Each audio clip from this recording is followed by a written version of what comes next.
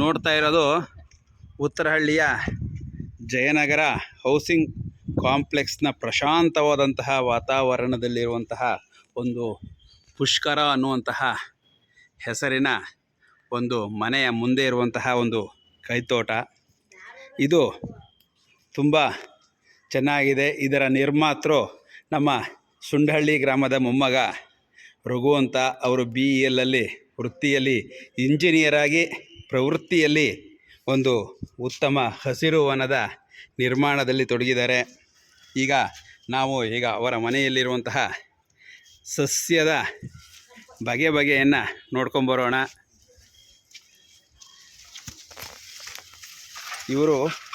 ಇದು ಎಲೆಯಿಂದ ಗೊಬ್ಬರವನ್ನು ತಯಾರಿಸುವಂತಹ ಒಂದು ವಿಧಾನ. ಇಲ್ಲಿ ಎಲ್ಲ ರೀತಿಯಾದಂತಹ ಬಗೆಯಾದಂತಹ ಸಸ್ಯಗಳು, ಹೂವುಗಳು ಎಲ್ಲ ಇದ್ದಾವೆ. ಈ ಮನೆಗೆ ಬಂದರೆ ಹೋಗೋಕ್ಕೆ ಮನಸ್ಸೇ ಬರೋದಿಲ್ಲ. ಎಷ್ಟೇ ಹೊತ್ತು ಇಲ್ಲೇ ಇರೋಣ ಅನ್ನುವಷ್ಟು ಖುಷಿಯನ್ನು ಇವರ ರಘುವರ ಮನೆ ನಮಗೆ ತಂದುಕೊಟ್ಟಿದೆ. ನೋಡಿ, ಬಗೆಯಾದಂತಹ ನೈಜ ಪುಷ್ಪಗಳು ಅರಳಿ ನಿಂತಿದ್ದಾವೆ. ಇಲ್ಲಿ ಪಾಟಲ್ಲಿ ಅವರು ಬಗೆಯಾದಂತಹ ಗಿಡಗಳನ್ನು ಹಾಕಿದ್ದಾರೆ, ತೂಗಿಬಿಟ್ಟಿದ್ದಾರೆ. ಎಲ್ಲಿ ನೋಡಿದರೂ ಬರೀ ಸಸ್ಯಗಳೇ ಇಲ್ಲಿ ಕಂಡು ಬರ್ತಾ ಇದೆ. ಯಾವ ಒಂದು ಅನುಪಯುಕ್ತ ವಸ್ತುವೂ ಸಹ ಇಲ್ಲಿ ಉಪಯುಕ್ತವಾಗಿ ಕಾಣಿಸ್ತಾ ಇದೆ. ನೋಡಿ, ಬಾಟ್ಲಲ್ಲೂ ಸಹ ಇವರು ಗಿಡವನ್ನು ಬೆಳೆಸ್ತಾ ಇದ್ದಾರೆ. ಜೊತೆಗೆ ಇಲ್ಲಿ ಕೆಳಗಡೆ ಪಾಟಲ್ಲಿ ಸಾಂಬಾರು ಸೊಪ್ಪು ಎಲ್ಲ ರೀತಿಯಾದಂತಹ ವಸ್ತುಗಳನ್ನು ಸಹ ಸಸ್ಯಗಳನ್ನು ಬೆಳೆಸ್ತಾ ಇದ್ದಾರೆ. ಯಾವ ಜಾಗವನ್ನು ಸಹ ಇವರು ಖಾಲಿ ಬಿಟ್ಟಿಲ್ಲ. ಎಲ್ಲ ಜಾಗದಲ್ಲೂ ಹಸಿರು ಕಂಗೊಳಿಸುವಂತೆ ಮಾಡಿದ್ದಾರೆ. ಜೊತೆಗೆ ಇಲ್ಲಿ ಬಿದ್ದಿರುವಂತಹ ಎಲೆಗಳನ್ನೇ ಅವರು ಸಾವಯವ ಗೊಬ್ಬರವಾಗಿ ಪುನಃ ಮರುಬಳಕೆ ಮಾಡ್ತಾ ಇರೋದು ತುಂಬ ಖುಷಿಯಾದಂತಹ ವಿಚಾರವಾಗಿದೆ.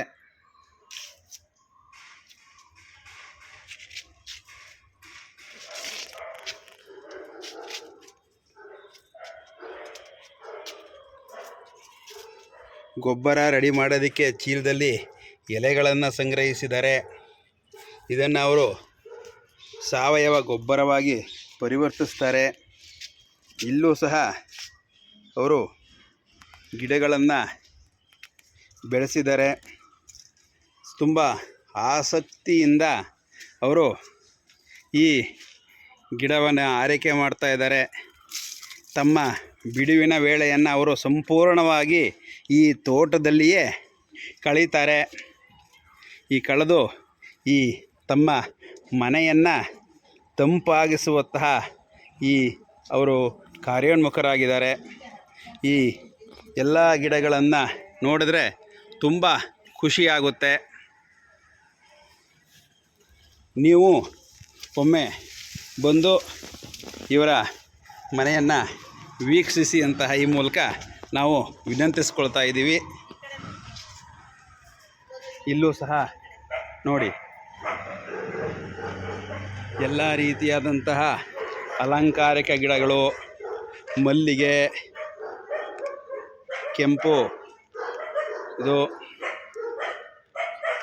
ಮಲ್ಲಿಗೆ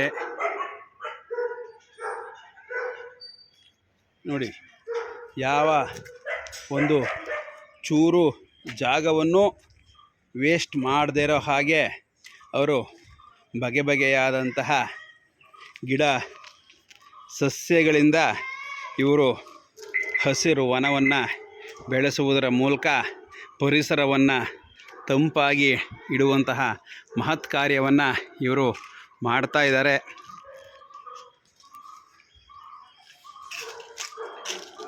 ಇವರೇ ಇಲ್ಲಿ ಕಾಣ್ತಾ ಇರೋರೆ ಈ ಸಸ್ಯವನವನ್ನು ನಿರ್ಮಾಣ ಮಾಡಿರೋರು.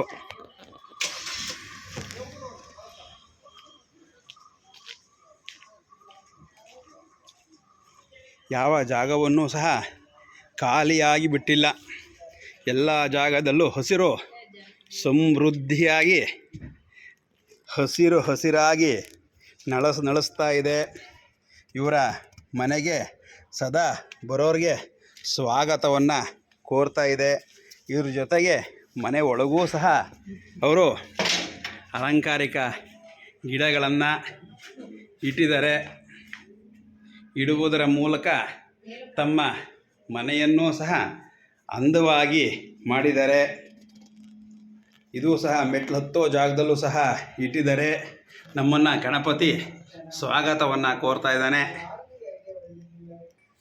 ಇಂತಹ ಕಾಂಕ್ರೀಟ್ ಕಾಡಿನ ನಡುವೆಯೂ ಸಹ ಒಂದು ಹಸಿರು ನಳನಳಿಸುವಂತಹ ಮನೆಯನ್ನು ನಾವು ನೋಡೋದೇ ಅಪರೂಪ. ಅಂತಹ ಒಂದು ಸಮಯ ನಮಗಿವತ್ತು ಸಿಕ್ತು. ತುಂಬ ಖುಷಿಯಾಯಿತು. ಇಂತಹ ಅವಕಾಶವನ್ನು ಮಾಡಿಕೊಟ್ಟಂತಹ ರಘು ಹಾಗೂ ರೇಖಾ ದಂಪತಿಗಳಿಗೆ ನಮ್ಮ ಕವಿ ಕುಟುಂಬದ ಪರವಾಗಿ ಅನಂತಾನಂತ ಧನ್ಯವಾದಗಳನ್ನು ಸಮರ್ಪಿಸ್ತಾ ಇದ್ದೀವಿ. ಇದೇ ರೀತಿ ಅವರು ಮುಂದೆ ಇನ್ನೂ ಹೆಚ್ಚು ಹಸಿರು ಗಿಡಗಳನ್ನು ನೆಟ್ಟು ಪರಿಸರವನ್ನು ಉಳಿಸುತ್ತಾ ಗಮನ ಹರಿಸಲಿ, ನಮಗೆ ಇನ್ನೂ ಸಹ ಹೆಚ್ಚು ಆನಂದ ಕೊಡಲಿ ಅಂತ ಈ ಮೂಲಕ ಕೇಳ್ಕೊತಾ ಇದ್ದೀವಿ.